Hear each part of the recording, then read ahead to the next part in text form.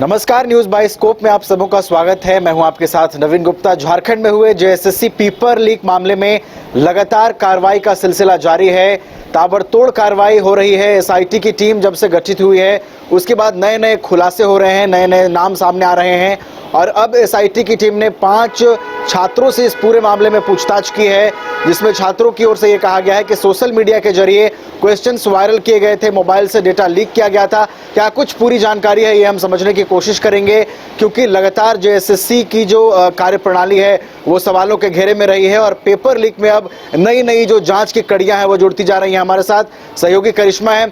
करिश्मा, SIT की team ने बड़ी कार्रवाई की है, 5 लोगों से पूछताछ हो रही है, क्या कुछ सामने आई है निकल कर? जी देखिए, अब जो कनेक्शन है वो कहीं ना कहीं छात्रों से जुड़ रहा है, क्योंकि ऐसा कहा जा रहा है कि एसआईटी की टीम का जब से गठन हुआ है तब से ये कहा जा रहा था कि अब चीजें जो है वो सामने आएगी, कई खुलासे जो है वो देखने को मिलेंगे। और अब जब 5 छात्रों से यहाँ पर पूछताछ हुई है, कई चीजों का खुलासा हुआ है और ये कहा जा रहा है कि कहीं ना कहीं जो छात्र है इसमें शामिल है। जब उनका फोन खंगाला गया तो पता चला कि कई डाटा जो है उन लोगों ने डिलीट किया है और उसको लेकर जब एसआईटी की टीम ने उनसे पूछा तो उन्होंने कोई जवाब नहीं दिया, जिसको लेकर फिलहाल फॉरेंसिक जांच के लिए भेजा गया है। और इसके साथ ही ये देखा जा रहा है कि आखिर डाटा डिलीट किया गया है तो आखिर उस डाटे में था क्या।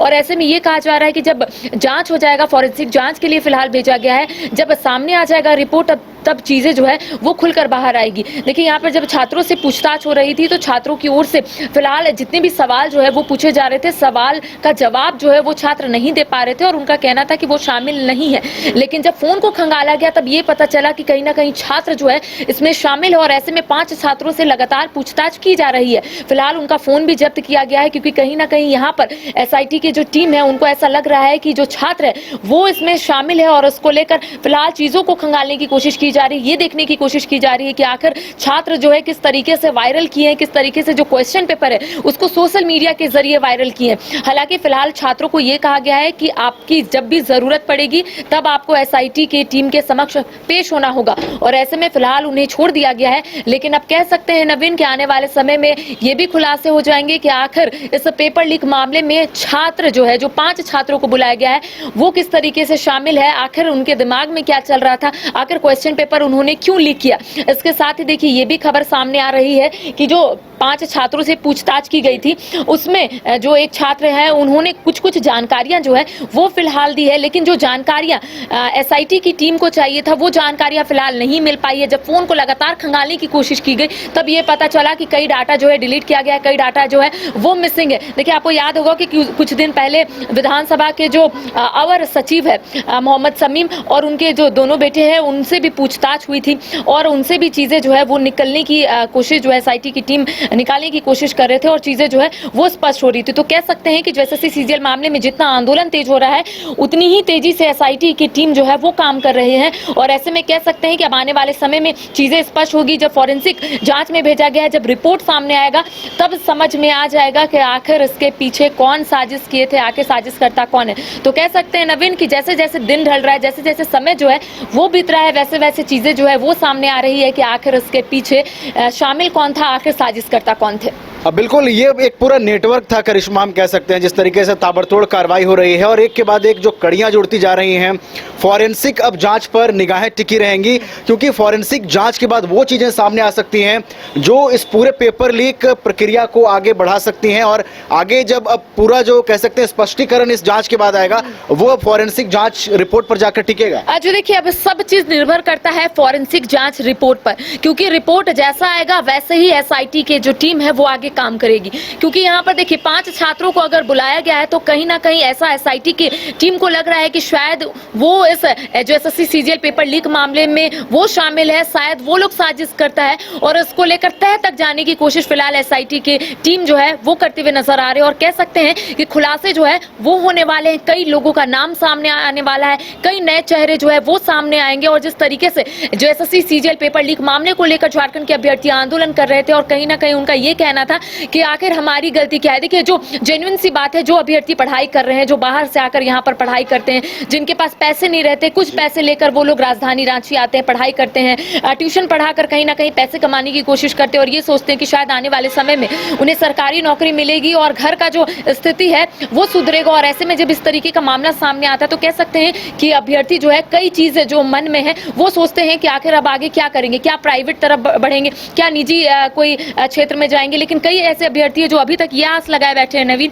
कि सरकारी नौकरी लेकर रहेंगे। लेकिन अगर इस तरीके का मामला सामने आता है तो आप देखे होंगे किस तरीके से झारखंड के अभ्यर्थी सड़कों पर आंदोलन करते हैं। तो कह सकते हैं एसआईटी का गठन हो गया है और बहुत ही तेजी से यहाँ पर काम किया जा रहा है। 5 छात्रों को बुलाया गया है और कहीं ना कहीं ये माना जा रहा है कि 5 जो छात्र है वो इसमें शामिल है।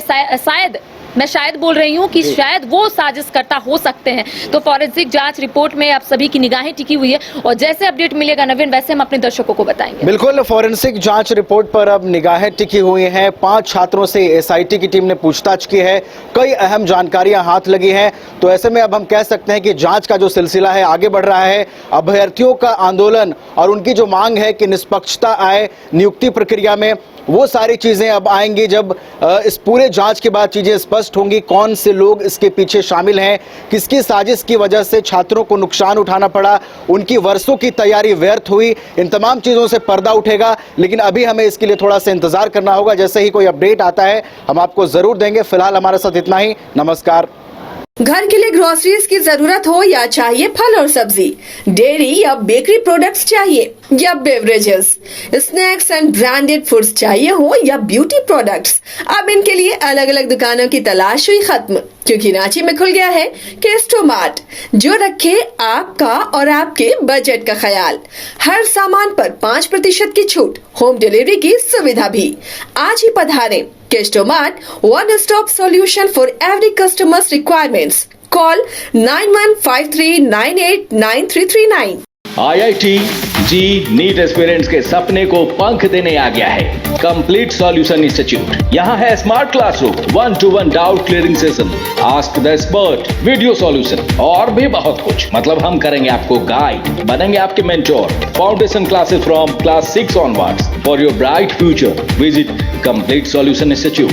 बच्चों को दिला रही है क्वालिटी एजुकेशन, तो अब धनबाद से बाहर जाने की जरूरत नहीं, क्योंकि धनबाद में ही खुल गया है DY पाटिल इंटरनेशनल स्कूल, जहां लड़कियों से नहीं ली जाती है एडमिशन फी। साथ ही इस साल एडमिशन लेने वाले स्टूडेंट को जब तक वो स्कूल में पढ़ेंगे तब तक ट्यूशन फी में मिलेगी 20% की छूट। Quality faculty, stem lab, big प्ले ग्राउंड, बस फैसिलिटी यानी complete student friendly environment. DY Patil international school, Kailashpuram, near Memco मोड़, धनबाद। Admission open.